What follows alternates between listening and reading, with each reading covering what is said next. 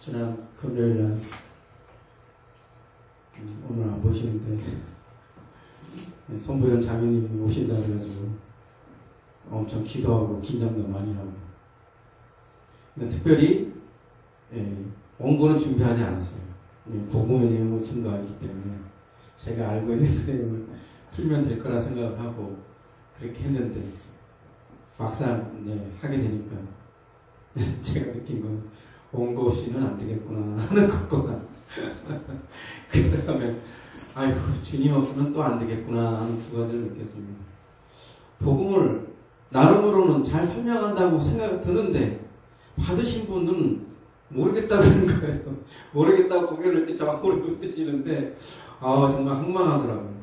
마치 공중을 그냥 치는 것 같은, 헛돌아오는 것 같은 어떤 그런 공허함? 뭐라 그럴까요? 좀 그런 마음이 느껴졌어요. 그래서 아이고 주님 어찌합니까? 주님 아니면 정말 안 됩니다. 주님께서 역사하지 않으면 안 됩니다. 더 주님에 대한, 주님을 의지하고 싶은 마음이 간절히 생기더라고요.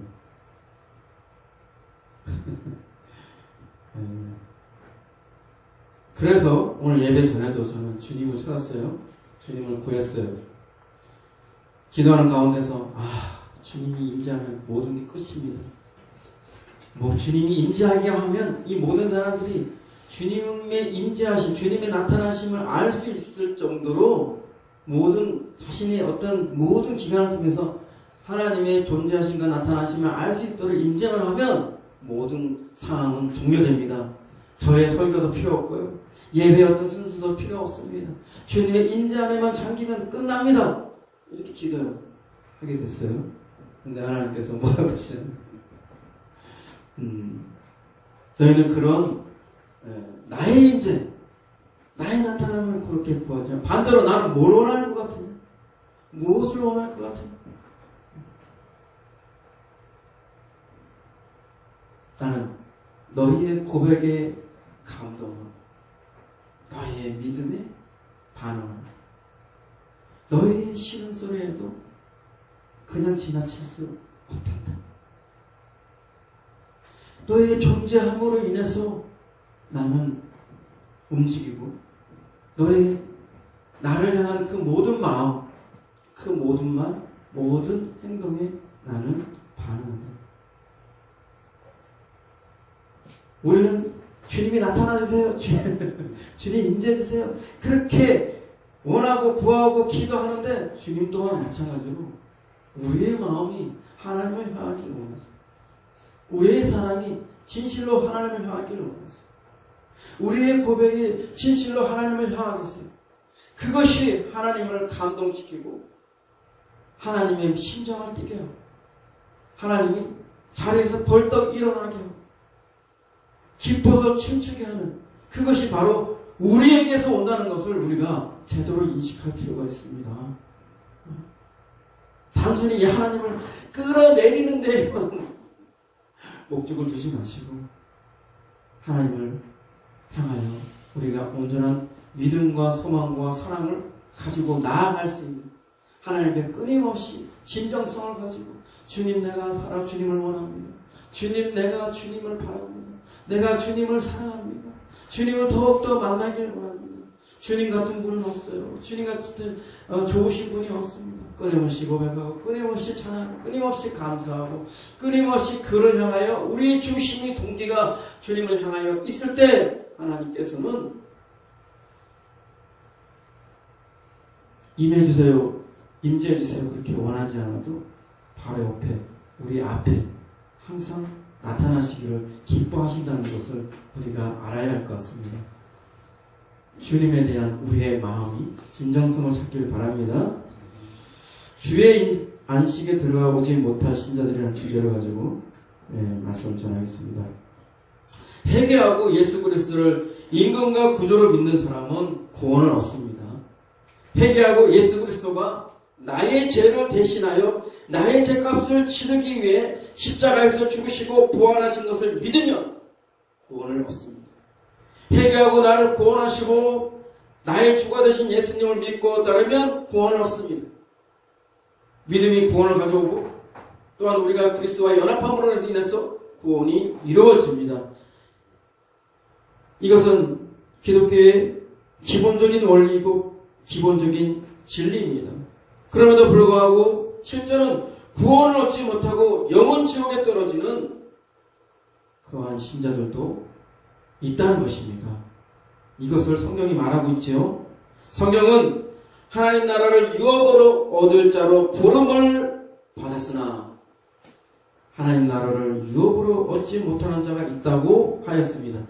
고린도전서 6장 9절 10절 불의한 자가 하나님의 나라를 유업으로 받지 못할 줄을 알지 못하느냐. 미혹을 받지 말라.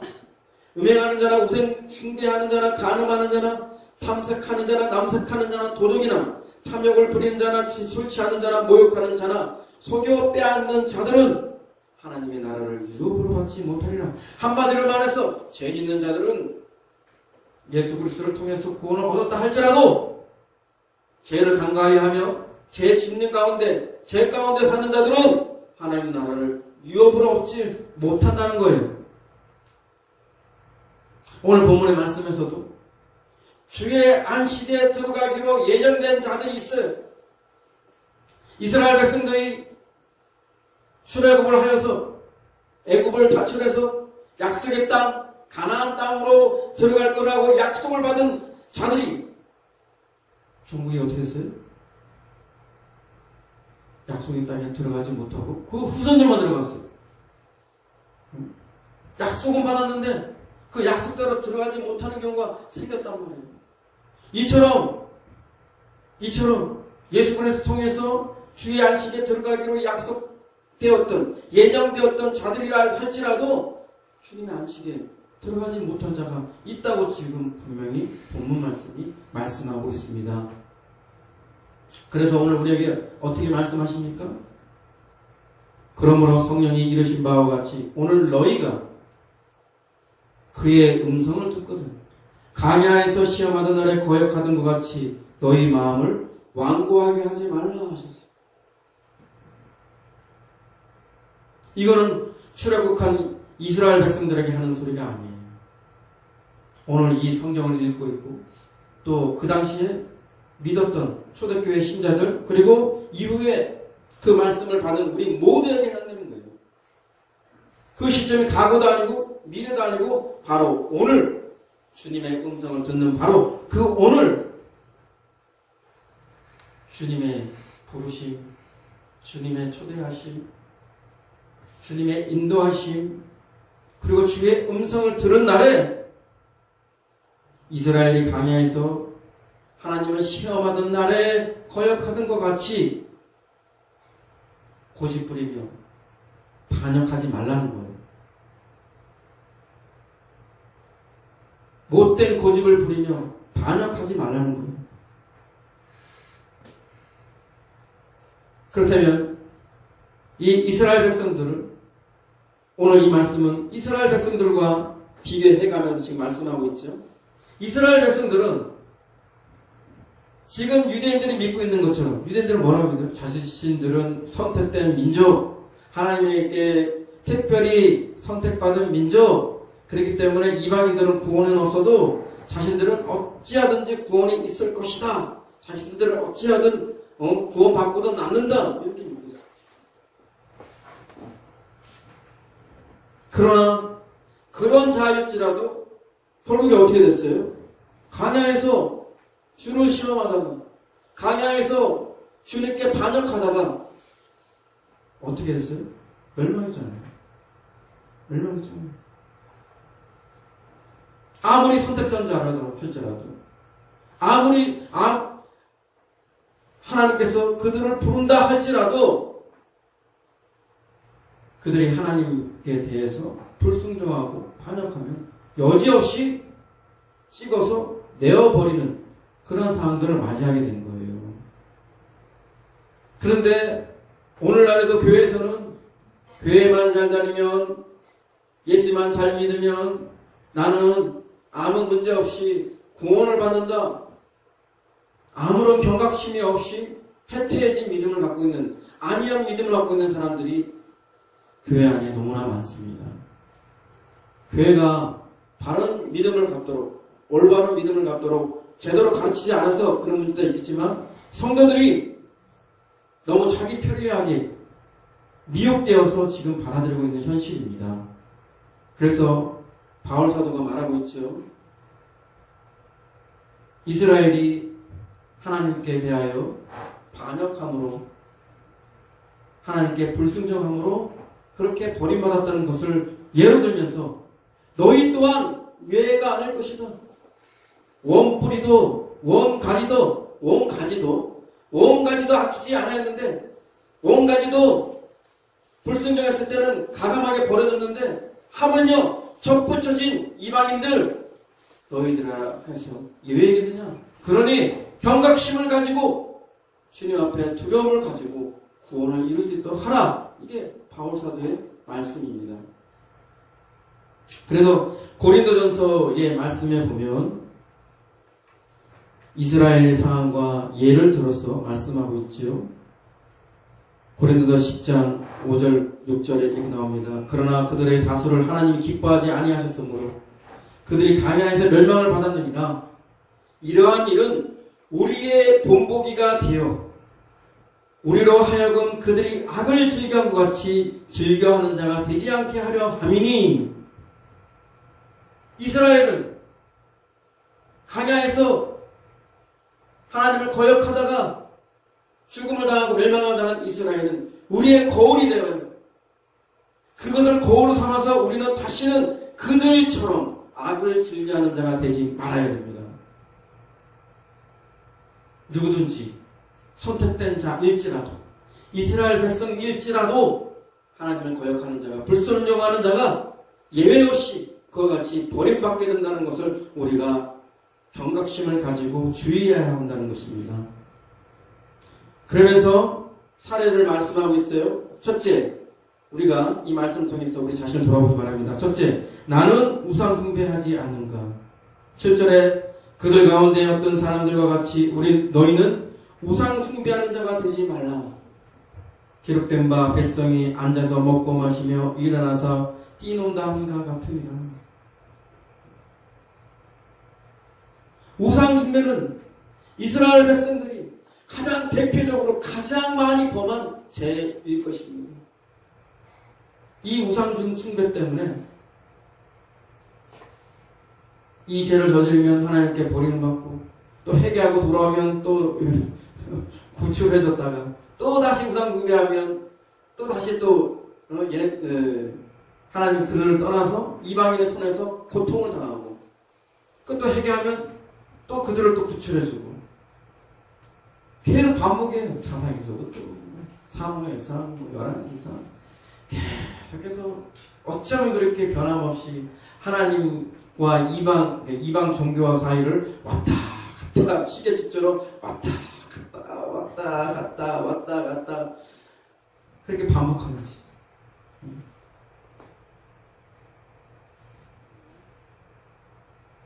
그러는 여러분들은 어떻습니까?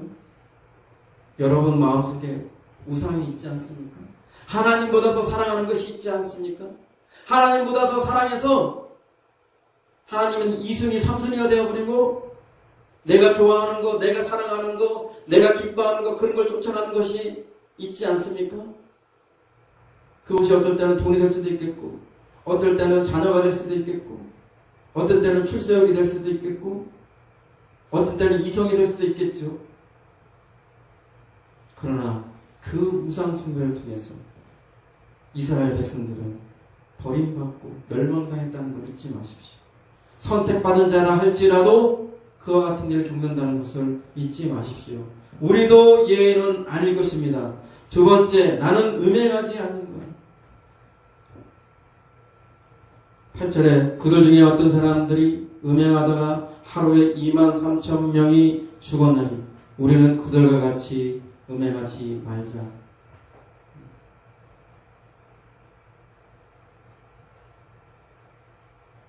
이방 여인들이 음란한 종교의식을 통해서 이스라엘 백성들을 유혹해요.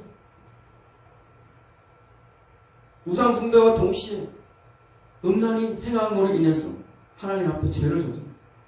그러면서 그 이스라엘 백성에게 전염병이 임해가지고 그날에 죽은 자가 23,000명이 됩니다. 비나스가 일어나서 이방 여인과 함께 몸을 섞으려 하는 시므이를, 그리고 시므이와 함께 했던 이방 여인을 함께 창으로 찔러 죽이자 하나님께서 저가 나의 분노를 배신하였다 하였기 때문에 하나님께서 이스라엘에 대한 분노를 멈췄어요.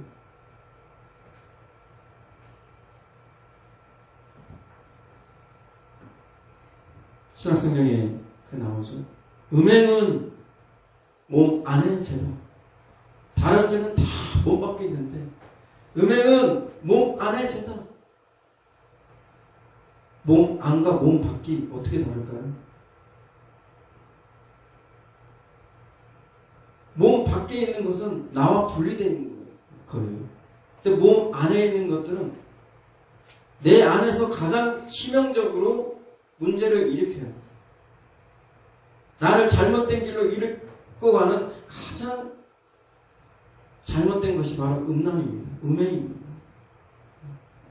오늘날 젊은이들, 오늘날 목회자들까지 이 음란과 은행 때문에 무너지는 사람들이 얼마나 많습니까? 연애 지금 인터넷에 뉴스에 나오는 거예요. 매일 보면 목사들이 여성도를 어떻게 했다, 어떻게 했다, 이런.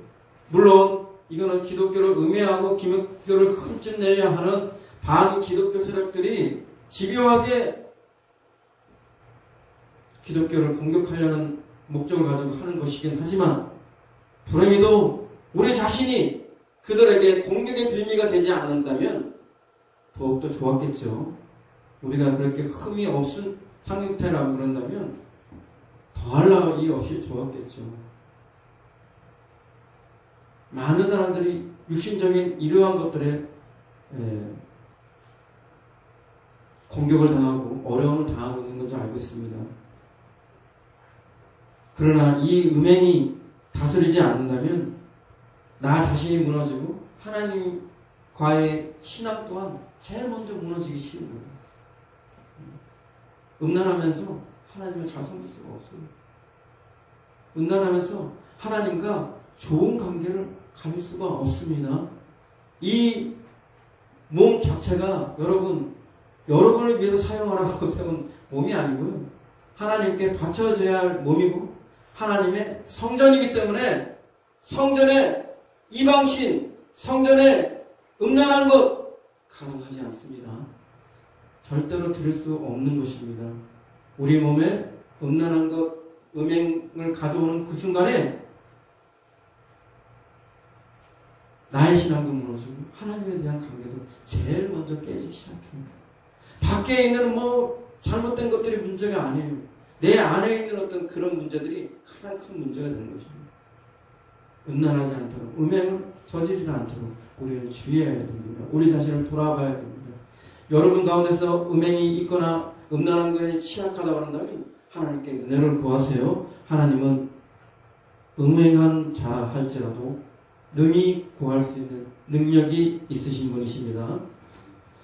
세 번째는 나는 주를 시험하지 않는가. 9절에 나옵니다. 그들 가운데 어떤 사람들이 주를 시험하다가 대백에 멸망하였나니 우리는 그들과 같이 시험하지 말자. 이스라엘 백성들이 홍해 길을 따라가다가 에돔 땅이 있는데 에돔 땅을 거쳐서 가고 우회해서 가요. 왜? 에돔 땅은 에서의 자손들이 있는 땅이고 그들과 충돌하는 것을 원치 않기 때문에 그들을 피해서 우회하려 해요. 이러다 보니까 백성들이 마음이 상했어요. 원망이 나오고 그래서 이 강야에서 죽게 하니까 누가 자기들을 위협해주는 사람도 없는데 오버하고 있는 거예요. 얘네들이 지금. 이 강야에서 죽게 하는가? 누가 지금 싸워서 죽을 일도 없고 먹을 게 없어서 죽을 일도 없고 마실 게 없어서 죽을 일도 없는데 이렇게 지금 굉장히 오버하고 있어요. 근데 이 강야에서 죽게 하는가? 먹을 것도 없고 물도 없도다. 이 하찮은 음식을 싫어하노라. 40년 동안에 하나님께서 초자연적으로 먹이고 입히고 부족한 것이 없고 아픈 적이 없고 괴로운 적이 없는데 그런 것에 감사와 찬양과 영광을 돌리지는 아니하고 단지 길 좀 돌아간다고 해가지고 불평하고 죽을 상황도 아닌데 죽게 되었다고 말도 안 되는 소리를 하고 음식을 탓하고 이런 모습을 보이고 하나님은 어떻게 해요? 불변들을 보여요. 그 상황에서 불변이 어디서 났는지 모르겠는데 갑자기 불변들이 나타나가지고 이 사람들은 다 물어요. 그러니까 그 중에 죽은 사람들이 많이 생긴 거예요. 물론 모세가 하나님께 간언함으로 인해서 살려달라고 간언함으로 인해서 불변 지팡이를 만들어서 그들을 구하긴 하죠. 그러나 이들이 하나님을 가벼이 여기고 이렇게 원망하고 불평하고 이렇게 하지 않았다면 하나님을 진짜 그 마음을 시험하는 그러한 불순함을 보이지 않았다면 죽을 일이 없었어요. 죽을 일이 없었어요.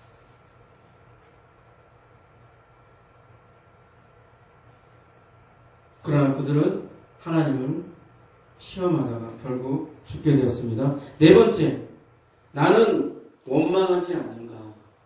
나는 원망. 10절에 그들 가운데 어떤 사람들이 원망하다가 멸망시키는 자에게 멸망하였나니 너희는 그들과 같이 원망하지 말라. 참 이상해요. 인간의 육신의 본성에서는 감사가 나오지 않고요. 또 만족함 뭐 이런 것도 없고요. 대부분의 불평, 불만, 원망 이런 것들만 오는 것 같아요. 왜냐하면 자기중심적이거든요. 남이 나한테 뭐 해주고 이런 건 기억도 안 나. 생각도 안 나. 그냥 내가 당한 거, 내가 손해본 거 그런 것만 생각하더라고요. 그래서 우리가 믿음의 훈련을 할 때는 불평하고 불만 갖고 원망하는 것들을 바꾸는 훈련을 하게 되잖아요. 이거에 대해서 입 닫게 되고 마음을 고쳐먹게 되고 그런 가운데서도 우리가 감사하고 찬양하고 하나님께 영광 돌릴 수 있는 그런 훈련을 끊임없이 합니다. 그렇게 되면 그 삶이 바뀌어져요. 근본적으로 바뀌어져요. 체질이 바꿔지는 것처럼 아직 그 사람 삶이 바뀌어져요. 습관적으로 불평하는 사람들이 있어요. 습관적으로 불만 붙는 사람이 있어요. 습관적으로 원망하는 사람들이 있어요. 불평한 대로, 불만 가진 대로, 원망하는 대로 인생이 안 풀려요. 보면 인생이 안 풀려요. 그러기도 말부터 고쳐야 되는데 생각부터 고쳐야 되는데 이게 뭐 말은 뭐 내 마음대로 하여도 되고 뭐 생각은 내 마음대로 하도 된다고 생각하는 것 같아요. 그러나 영의 세계에서는 분명히 그런 약점을 통해서 마귀들이 역사를 합니다. 그렇기 때문에 우리는 생각을 고쳐 먹어야 되고 말을 가려서 구별돼서 해야 돼요. 오죽하면 성경에는 입에다가 재갈을 물리라고 하겠어요. 재갈을 왜 물립니까? 말에 재갈을 물리죠. 말에 재갈을 물리는 이유는 말을 탄 사람이 그 말을 내 마음대로 조종하기 위해서 물리는 거예요. 마찬가지로 입에 재갈을 물리는 이유는 입을 단속하기 위해서. 입을 잘못 놀려서 죄짓지 않고 하나님 앞에 올바른 말, 바른 말을 하기 위해서 그렇게 하기 위해서 우리가 재갈을 물려야 되는 거예요. 아주 작은 것인데 온 몸을 범죄하게 한다고 했어요. 배의 키처럼 아주 작은 것인데 방향을 정하고 나아가게 하는 것처럼 입이 작은 것인데 결국에 사람을 범죄하고 타락하게 하는 그러한 것이 된다는 것입니다. 그래서 우리는 말을 조심해야 됩니다. 원망하거나 불평하거나 불만을 하지 않도록 하고 오히려 그 입술로 하나님께 감사와 찬양과 영광을 돌릴지 하는 그러한 믿음의 사람들이 되어야 할 줄 믿습니다.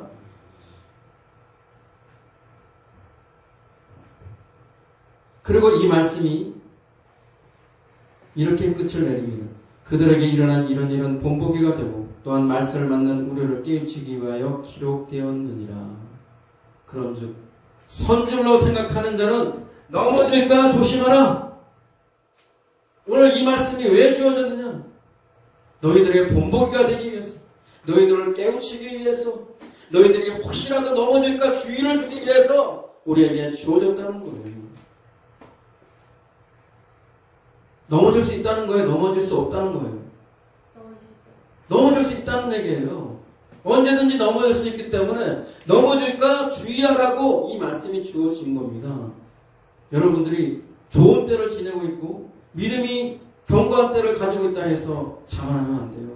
항상 자신을 돌아보고 주위를 돌아봐야 됩니다. 그러면서 오늘 말씀의 본문처럼 그들은 내 안식에 들어오지 못하리라 하였는데요. 안식에, 주님의 안식에 들어오기로 예정되었고 약속되었지만 그 안식에 들어오지 못하는 세 가지 유형이 나옵니다.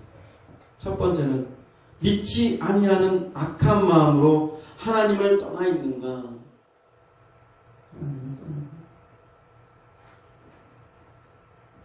우리의 관계는, 주님과 우리의 관계는 믿음으로 연결되어 있어요. 믿음으로 연결되어 있어요. 믿음으로 또한 연합되어 있어요. 믿음으로 연합되어 있어요.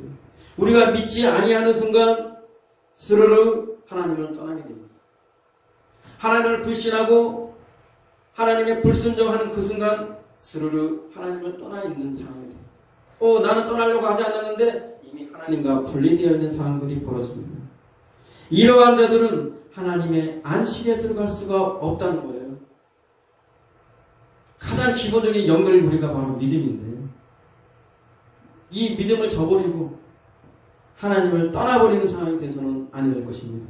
두 번째는 죄의 유혹으로 완고하지 않는 것.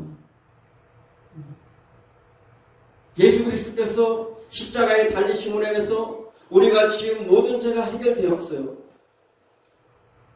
그러나 그런 해결되는 그 시점 이후에 우리는 여전히 죄의 유혹 앞에 있습니다.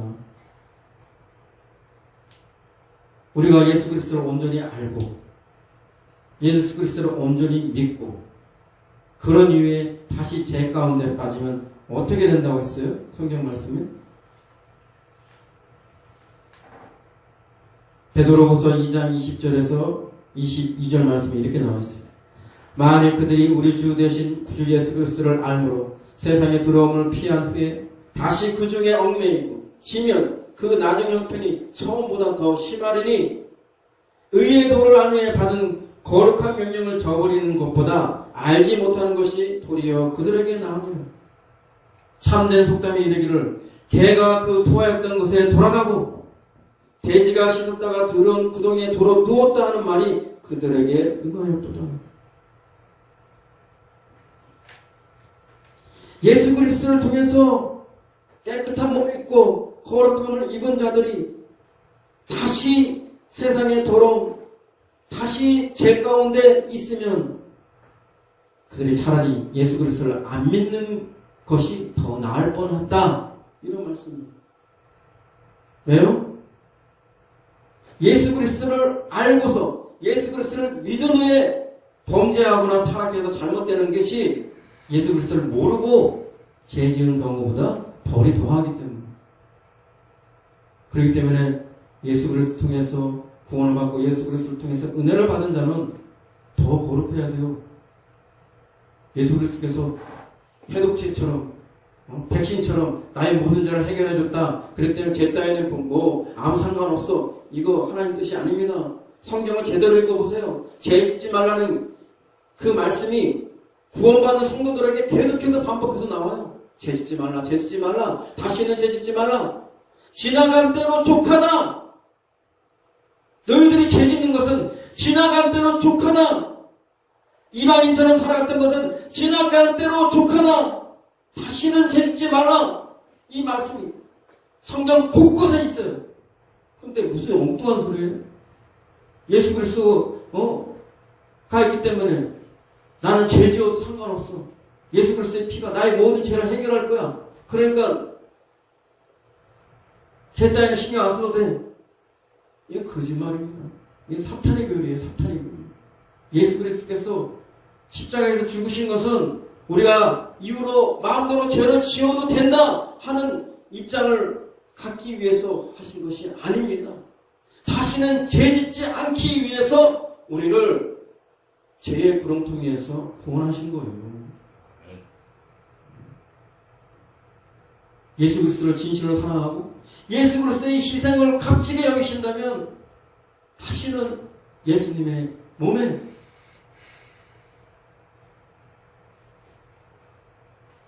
고통을 주는 십자가, 다시 십자가를 지배하고 십자가에 고통을 당하게 하는 그런 일들을 만들지 말자. 다시 죄 짓는 상황으로 예수님을 못 받게 하는 그런 상황을 만들지 말자고 결단하는 것이 정상적인 반응인 거예요. 정상적인 반응. 여기 속담에 뭐라고 그랬어요? 개들이 어떻게 합니까? 자기가 왜 토한 거를 또 가 먹어요? 핥아서 또 먹어요? 우리가 인간이 보면 어떻게? 아우 더러워. 그런 생각이 들잖아요. 돼지가 어때요? 응? 돼지가 깨끗하게 씻으면 소용없어요. 다시 더 엉덩이에서 저다가 막 이리 뒹구고 저리 뒹구고 막 그래요. 응?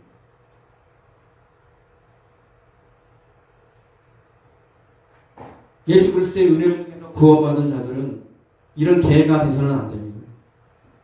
이런 돼지가 되어서는 안 돼요. 예수 그리스도를 통해서 구원받은 자들은 혹시라도 나한테 어떤 죄의 문제가 있을 때 아이고 빨리 해결해야지. 빨리 바로 잡아야지. 이런 마음이 들어야지. 어쩌다 보니까 또 죄를 저질렀네. 그래 역시 사람은 죄를 지을 수밖에 없어. 하나님도 뭐 이해해 주시겠지. 내가 뭐 한다고, 내가 노력한다고 거룩해질 수 있어. 죄를 안 지을 수 있어. 이렇게 자기를 합리화시켜요. 그러나 방향이 그래서는 안 돼요. 우리의 방향이 그래서는 안 됩니다. 우리는 죄에 대하여 죽은 자이고 의에 대하여 사는 자예요. 죄에 대해서 오히려 무감각하고 죄에 대해서는 그쪽으로는 쳐다보지도 않아. 상정하지도 않아. 의에 대해서, 하나님의 뜻에 대해서, 하나님의 올바른 의에 대해서만 우리가 온전히 열성적으로 반응해야 되는 거예요. 이전에는 의에 대해서 무감각했어요. 죄에 대해서 아주 민감했어요. 죄를 저지르기 아주 좋은 상태였어요. 그러나 예수 그리스도 통해서 우리가 죄에 대하여 죽은 자가 되었고 의에 대해서 산 자가 되었다는 걸 잊지 마십시오. 마귀에 대하여 죽은 자가 되었고 하나님에 대하여 사는 자가 되었다는 걸 잊지 마십시오. 세상에 대하여 죽게 되었고 오직 성령에 대하여 사는 자가 되었다는 걸 잊지 마십시오. 우리가 그렇게 반응해야 되는 것입니다. 세 번째는 확신한 것을 끝까지 견고히 찾고 있는가? 확신한 것을 끝까지 견고히 찾고 있는가? 시간이 지나고 세월이 지나면 우리가 믿고 있었던 것이 정말 그러한가? 의구심이 생길 때가 있어요. 또한 우리가 초심에 가졌던 그 신앙, 초심에 가졌던 어떤 믿음들이 희석될 때도 있어요. 그러나 성경은 마지막까지 끝까지 올바른 믿음을 견고하게 가지게 될 것을 요구하고 있습니다. 여러분들이 회개하고 예수 그리스도를 믿는 그 순간 성령을 받았죠. 그것을 받았을 때 그 진실한 믿음, 그 믿음을 끝까지 가지고 가야 돼요. 그 믿음대로 가는 거예요. 여러분이 여기에 선행을 더한다 해서 뭐 좋은 일을 한다고 해서 무슨 놀라운 헌신한다고 해서 여러분들의 믿음이 더 구원이 더 나아지고 그런 게 아니에요. 여러분이 예수 그리스도를 믿는 그 순간에 성령 세례를 받고 성령을 받았던 그 믿음, 그 처음 한순간에 그 진실한 믿음, 나는 예수 그리스도와 함께 십자가에서 죽었고 예수 그리스도와 함께 다시 살았노라 하는 그 믿음, 예수 그리스도와 연합된 그 믿음을 끝까지 주님 오실 때까지 변치 않고 가지고 있을 때 여러분들의 구원이 온전해지는 것입니다. 여러분들이 기뻐서, 여러분이 좋아서, 여러분들이 하나님을 사랑해서 헌신하고 노력하고 수고하는 것은 그거는 여러분들이 상급을 받는 데 중요한 것이고, 정작 여러분들의 믿음은 예수 그리스도를 통해서 내가 구원받은 것, 예수 그리스도를 통해서 내가 거듭나게 되는 것, 예수 그리스도가 나의 구원자시고 예수 그리스도가 나의 주가 되었다는 것을 믿는 것, 그 관계 속에서 그 믿음을 통해서 연합함으로 온전히 믿는 것, 온전히 구원받는 것, 이것이 구원의 원리입니다. 다른 거 없어요. 너무 복잡하게 설명하면 오히려 더 헷갈려요. 이게 가장 기본적인 원리, 구원의 도입니다. 이것을 끝까지 여러분 붙들고 가야 됩니다.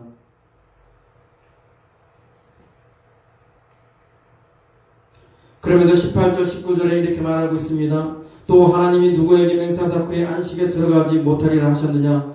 곧 순종하지 않은 하던 자들에게 아니냐? 이러보건대 그들이 믿지 아니함으로 능히 들어가지 못한 것이라. 이 말씀을 왜 하셨는가?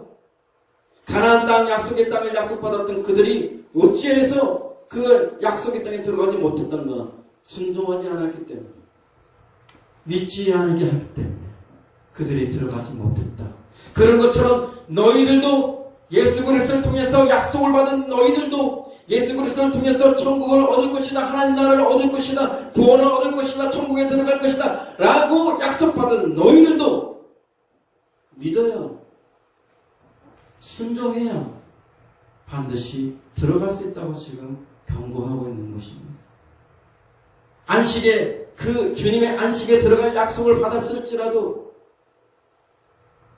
이스라엘 백성들처럼, 강한 이스라엘 백성들처럼 순종하지 아니한다면, 믿지 아니한다면 그들은 결코 얻지 못한다는 것입니다. 오늘 오전에 제가 말씀드렸죠. 예수 그리스도의 은혜와 우리가 해야 할 일들에 대한 어떤 구별, 그에 대해서 다시 한번 말씀드립니다. 예수 그리스도의 은혜는 불가능한 것을 가능하게 하셨어요. 구원이 불가능한 것을 가능하게 하셨어요. 그러나 예수 그리스도의 은혜를 받은 자들이 불순종하면 가능한 것을 불가능하게 만듭니다. 예수 그리스도의 은혜로 구원받는 것이 가능한 것을 불가능하게 만든다는 것이에요. 믿습니까? 예수 그리스도께서 우리를 위해서 하실 일은 다 하셨어요. 다 이루셨어요. 십자가 마지막 말씀에서 그랬죠. 다 이루었다. 우리를 위해서 하실 일들은 피 흘려서 다 하셨어요. 그리고 부활하셨어요. 그리고 이제 우리가 어떻게 하느냐? 공은 우리한테 넘어온 거예요. 공은 우리한테 넘어왔어요. 우리가 어떻게 하냐에 달려있어요. 무책임한 있는 사람들, 그냥 예수님께서 십자가에서 달리셨기 때문에, 예수님께서 다 해주셨기 때문에 나는 특별히 아무것도 안 해도 돼, 이런 이상한 소리를 하시는데 그렇지 않습니다. 예수님의 은혜를 유효하게, 효력 있게 하는 것은 나의 반응이고 나의 믿음이고 나의 사랑이 결정하는 것입니다. 내가 불순종하면 예수님께서 구원이 가능하게 했던, 불가능한 것을 가능하게 했던 그것이 나의 불순종을 위해서 가능한 것이 불가능한 것으로 만들게 되는 것입니다. 오늘 말씀은 오늘의 시점을 말씀하고 있습니다. 성령께서 말씀하는 그 시점, 성령께서 부르시는 그 시점, 성령의 부르심을 받은 그 시점, 그때 이스라엘 백성처럼 하나님을 노엽게 하지 마라. 하나님 앞에 고집 부려서 반역하지 마라 말씀하고 있습니다.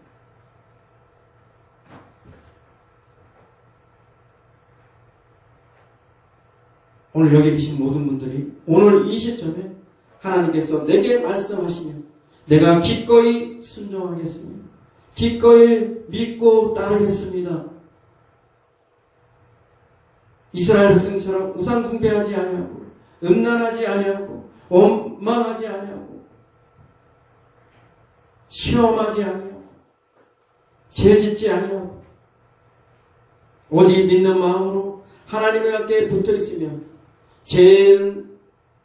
죄와 결별하고 끝까지 믿음을 가지고 가며 그 안식에 들어가기에 합당한 자가 되겠습니다 하는 결단이 있어야 해요. 오늘 말씀을 통해서 아무리 믿는 자라 할지라도 아무리 선택된 이스라엘 백성이라 할지라도 아무리 구원이 예정되었던 약속이 있던 자라 할지라도 언제든 버림받을 수 있다는 것을 그들이 어떻게 하느냐에 따라서 어떻게 하나님께 반응하느냐에 따라서 그들 또한 버림받을 수 있다는 것을 곳곳에서 말씀하고 있다는 것을 여러분들이 아셔야 됩니다. 그냥 무조건 예수 믿으면 천국 가요? 한번 믿으면 영원한 구원이에요? 부분적인 진리에 불과합니다. 성경이 온전하게 전하는 진리는 꼭 그것만 있는 게 아니에요. 구원이 예정되었던 사람들, 안식에 들어가기로 약속되었던 사람들도 그들이 끝까지 하나님을 온전히 붙들고 하나님 앞에 온전히 반응하지 못함으로 인해서 그 구원을 잃어버린 사람들이 분명히 있다는 것을 우리에게 경각심을 주고 있는 것입니다. 여러분, 두렵고 떨림으로 주님 오실 때까지 구원을 이루어나가는 여러분과 제가 되기를 진심으로 바랍니다. 이 성경을 보면서, 이 말씀을 보면서 나는 혹시 그 안식에 들어갈 만한 문제가 있지 아니한가 돌아보았으면 좋겠습니다. 하나님 나라를 유업으로 온전히 받을 수 있는 그런 상태인가 돌아봤으면 좋겠습니다. 여러분 모두가 하나님의 약속하신 그 모든 것을 온전히 받을 수 있는 신앙을 가지고 끝까지 경기를 하는 자처럼 최선을 다할 수 있기를 진심으로 바랍니다. 말씀 마치겠습니다.